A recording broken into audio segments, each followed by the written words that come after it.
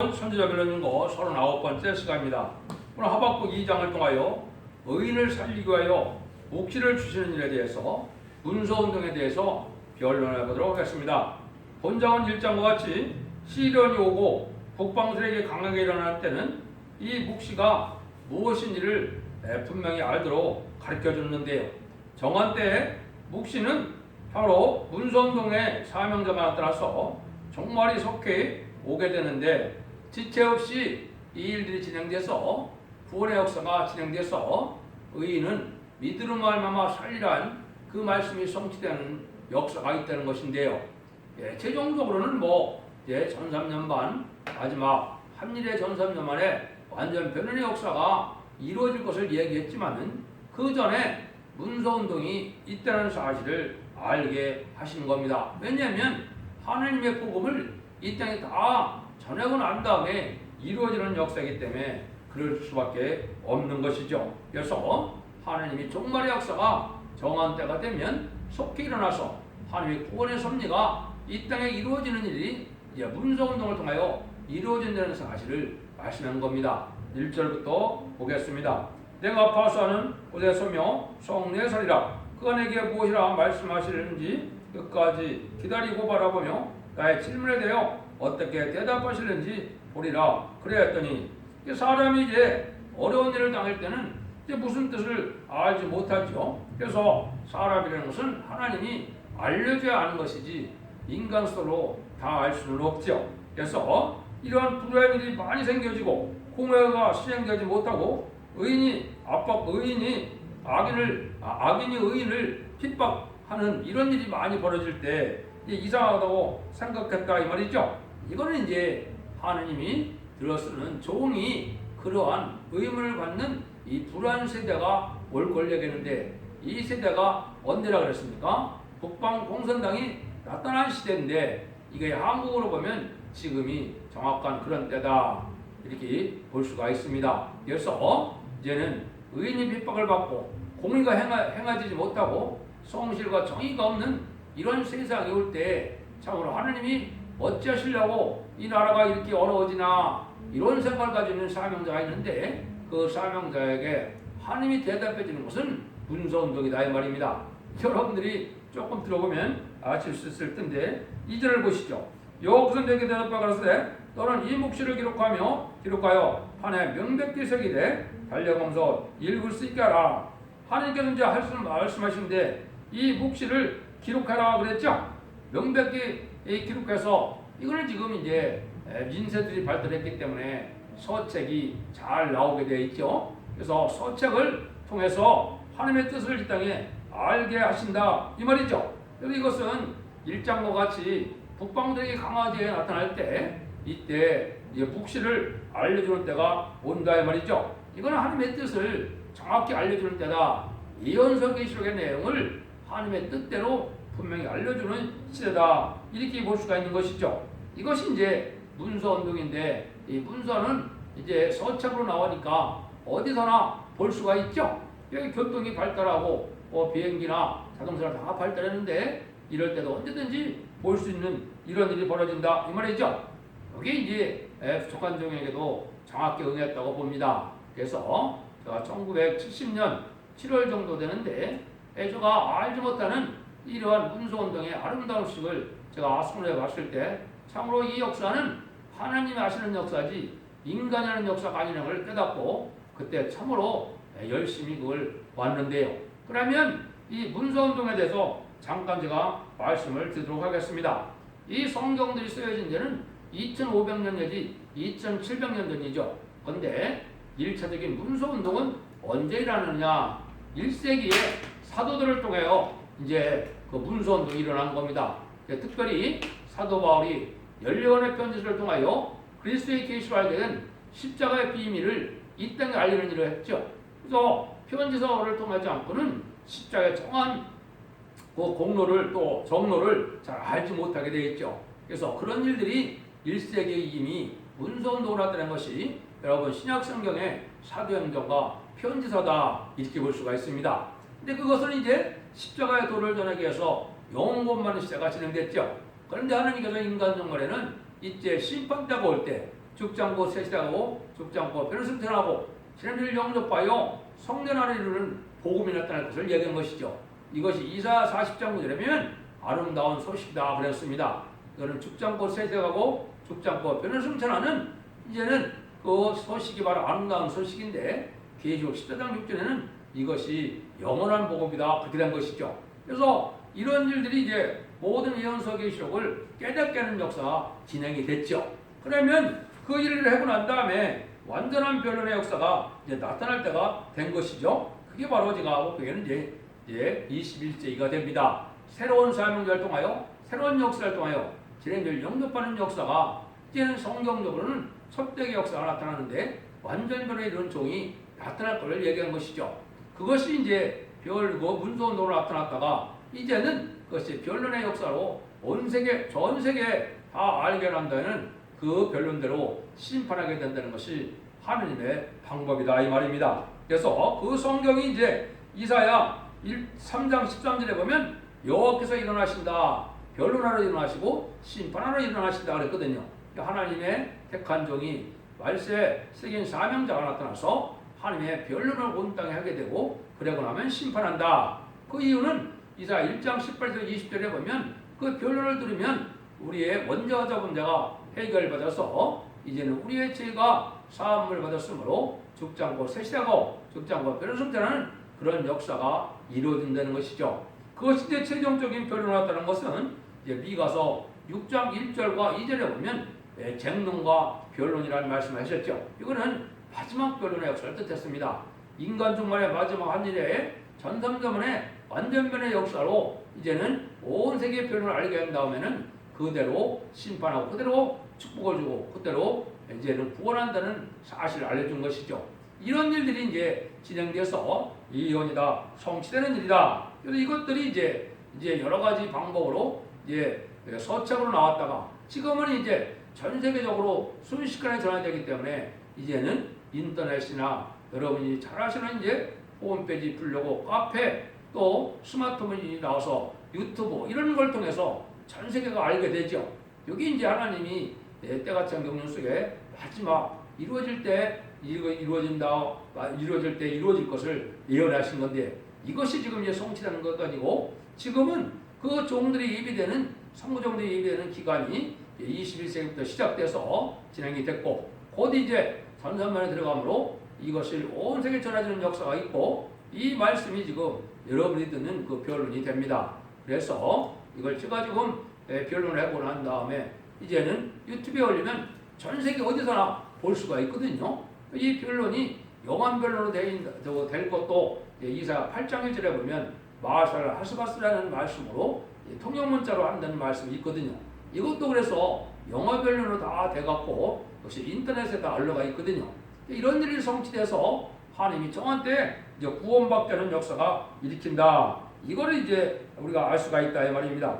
이런 일들을 하시는 것이 하나님이 여기서 말하는 문서운동인데 이 문서운동을 통해서 이제는 의인이 사는 때가 구원의 역사가 진행되는 때가 온다. 이거를 중점적으로 말씀하신 것이다. 3절입니다. 이 묵시는 정한 때가 있나니 그 종말이 속히르겠고 결코 거짓되지 아니하리라. 비록 더딜지라도 기다리라. 짓되지 않고 정령 응하리라. 이 정한 때가 있다는 것이죠. 이 정한 때가 아까 말씀드린 것처럼 1세기에 십자가도를 전하는 일을 문서운동을 했고 20세기 후반 10세기 종말에 1970년대 아름다운 시기에 말세복음을 전하게 되고 이제 21세기에 다시 완전변의 역사가 이것이 진행되면 1003년반 후 3년반께 남지 않는데 1003년반으로 구원의 역사가 끝나고 후 3년반은 환란장 심판이거든요.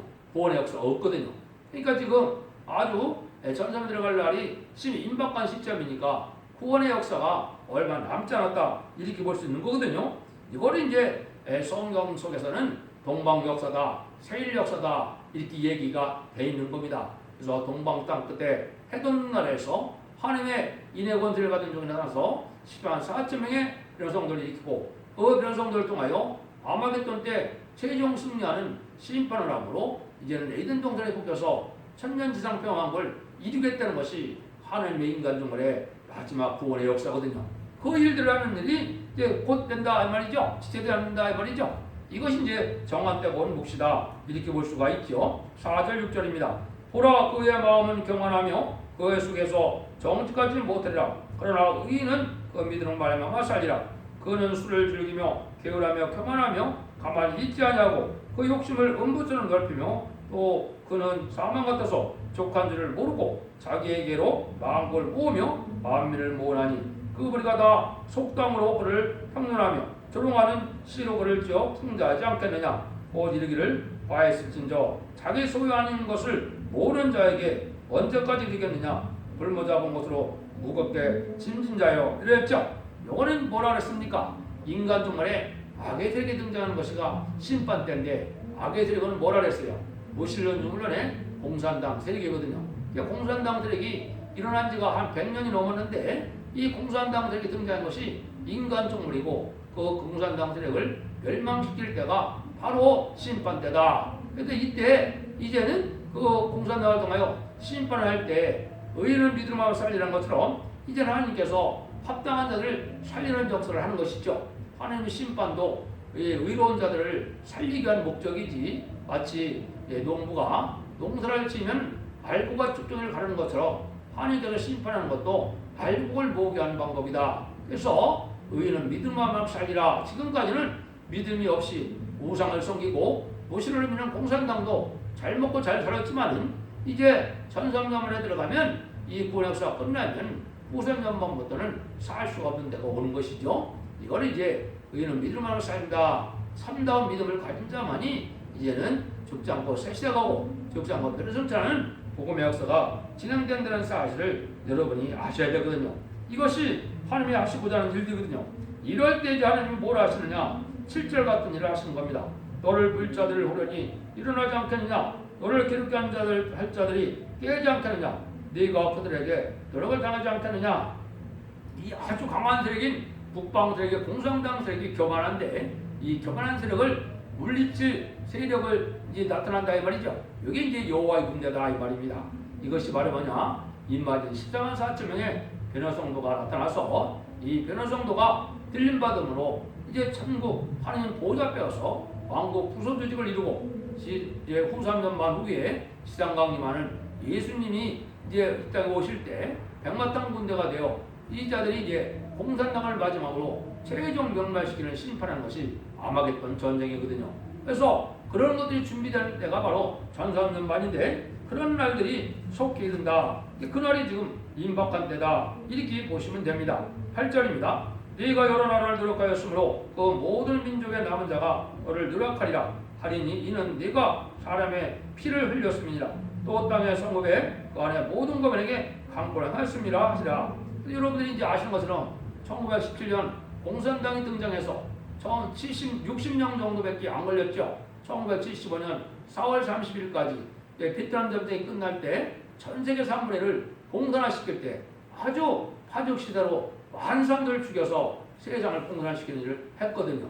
이 악한 자들이 이제는 멸망할 때가 오고 이 악한 자들이 이제 보호받을 때가 온다. 이게 심판이다 이 말입니다. 그래서 심판을 한마디로 말하면 이 세상에서 악인과 죄인이 없어지는 때인데 악인은 공산당의 대표적인 악인이고 죄인은 회개치 않는 사람들이 다 죄인이죠. 그래서 이제 마지막 결론을 전하게 돼서 회개하지 않는 자와 북방 공산당처럼 무신론 유물론에 하나님의 대직하는 세력은 완전히 멸망을 당하는 심판이 온다. 이걸 지금 설명하신 거거든요. 그런 일이 있을 때 이제 하나님은 이제 살리는 일을 역사하는데 이때는 모든 죄악이 드러나는 시대라는 거죠. 그것이 9절에서 이제 11절입니다. 재앙을 피하기 위하여 높은 데 깃들이려 하며 자기 집을 위하여 불의에 일을 취하는 자에게 화했을진저 네가 여러 민족을 멸한 것이 네 집에 욕을 부리며 여러 네 영혼에게 죄를 범하게 하는 것이 되었도다. 밤에서 돌이 부르짖고 집에서 들보가 응답하리라. 이 악의 세력은 이제 재앙을 피하려 해도 피할 수가 없고 모든 죄악이 드러나서 다 심판받을 수밖에 없다는 겁니다. 한국도 왜 이렇게 어이없고 악의 세력이 지금 득세하고 있는 것은 심판받을 때가 됐기 때문입니다. 심판이 오려고 이렇게 모든 불의한 세력이 드러나는 때가 오는데 지금이 바로 그런 때가 심판의 환란이 아주 가까운 때다. 이렇게 보면 되거든요. 이래서 마지막에 이제 공산당이 멸망한다는 것이 나오면서 3장에도 예언이 되었다고 그랬죠. 그래서 이제 멸망의 성으로 이제는 세상을 심판하고요. 공산당을 들어쓰고 공산당을 이 땅에서 완전히 망하게 되면 심판이 끝나는 거거든요. 이런 일이 할 것을 여기 이제 말씀을 하신 겁니다. 12절에서 14절입니다. 피로 옥을 건설하며 불의로 성을 건축하는 적이 와 있을진저 민족들이 들뜰 것으로 수고하는 것과 열국이 헛된 일로 곤벽이 되는 것이 만군의 여호와께로 말미암음이 아니냐. 대저 물이 바다를 덮은 같이 여호와의 영광을 인정하는 것이 세상에 가득하리라. 그래서 이렇게 이제 공산당이 등장하는 것이 바로 심판 때고 인간 종말인데 이 자들은 또 피로 성을 건축하는 사람들이라 이 말이죠. 아까 말씀드린 것처럼 공산당이 등장하고 60년도 안 돼서 천세대 사무례를 공산화시킬 때 얼마나 많은 사람들을 죽였습니까? 기독교를 죽이고 유식자를 죽이고 지도자를 죽이고 하는 일이 많이 있었죠. 이런 일들이 이제 보험받을 때가 오는데 이때는 어떤 때냐? 이제 하나님을 알게 되는 때가 온다 이 말입니다. 하나님의 영광을 인정한다고 그랬죠. 지금 하나님이 안 계신 것 같고 잠잠해 계시니까 그런데 하나님을 알게 하는 하나님의 영광을 나타낸다는 말은 뭐냐?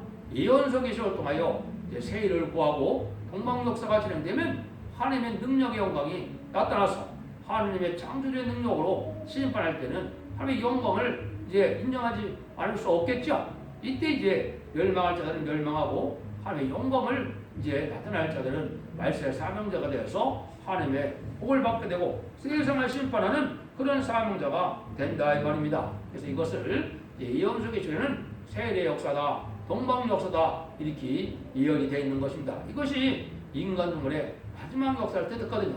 그래서 모든 예언 속의 시를 다 이루어짐으로 세상 심판이 끝나는 일이 되거든요. 이래서 하나님을 인정하지 않을 수 없는 때가 온다 이 말이죠. 그래서 우리가 지금까지는 사복음서를 통해서 예수님을 알게 되고 편지를 통해서 이제 성령님의 역사를 알게 되고 인간적에는 예언서 계시를 통하여 성부 하나님의 역사를 알게 된다 이 말입니다. 그래서 이런 시대가 올 거를 이사 11장 9절에도 이렇게 예언을 했죠. 땅에 거룩한 자는 모든 곳에서 해됨도 없고 상함도 없을 것이니 이는 물이 바다를 덮은 같이 여호와라는 지식이 세상에 충만할 것입니다. 하나님을 알지 못하면 심판 때 살아남지 못하니까 하나님을 아는 자들만 새 시대에 가겠죠. 이런 세상이 온다 이 말입니다. 그걸 여기서도 말씀한 것이다 이 말이거든요. 그래서 지금은 예언서 계시를 통하여 진노 하나님의 심판의 역사를 잘 깨달아서 예언 말씀을 읽고 듣고 지켜서 원자와 자문을 해결해서 복받을 들이 나오고 그 예언의 말씀을 무시하는 자들에 대해서 심판받아서 멸망할 자들이 나오는 것이 인간 종말의 역사인데 그 일들이 곧 진행될 때가 온 것이고 그것이 마지막 한일의 역사 중에서도 전삼년만의 역사만 구원의 역사가 있거든요. 오삼년만은 이제는 환란지향 심판이니까 구원의 역사가 없거든요. 여러분들이 아주 이런 엉뚱한 시기에 우리가 살고 있다 이렇게 각성받아서 진리 앞에 순종하는 참된 종의 역사가 일어나는 첫대교회에서 신앙의 정론을 받음으로 이 시대에 사랑의 방주, 은혜의 방주, 구원의 방주에 여러분이 타야만 하나님의 복을 받게 된다는 사실을 이 성경을 통해서 아셔야 됩니다. 15절에서 17절입니다. 이웃에게 술을 마시오되 자기의 분노를 더하여 그로 지게 하고 하체를 드러내려 하는 자에게 화했을진저 내게 영광이 아니오 수치가 가득한즉 너도 마시고 너의 할례 아니하는 것을 드러내리라. 내 여호와의 오른손의 잔이 내게로 들어갈 것이라. 더러운 욕이 내 영광을 가리우리라. 대저 내가 레바논에 강포를 행한 것과 짐승을 들었게 하여 잔한 것 그 사람의 피를 흘리며 땅과 성읍과 그 모든 것에게 강포를 행한 것이 내게로 돌아오리라. 이럴 때 이제 하나님이 악한 자의 세력을 이제 보응하는 시대는 원수가 없는 시대다 이 말이거든요. 이게 심판인데 악의 세력이 망하는 때는 이제는 핏값을 갚는 때인데 악의 세력은 대표적인 것이 누구라고요? 유물론 공산주의의 무신론 사상을 가지고 있는 공산당이죠.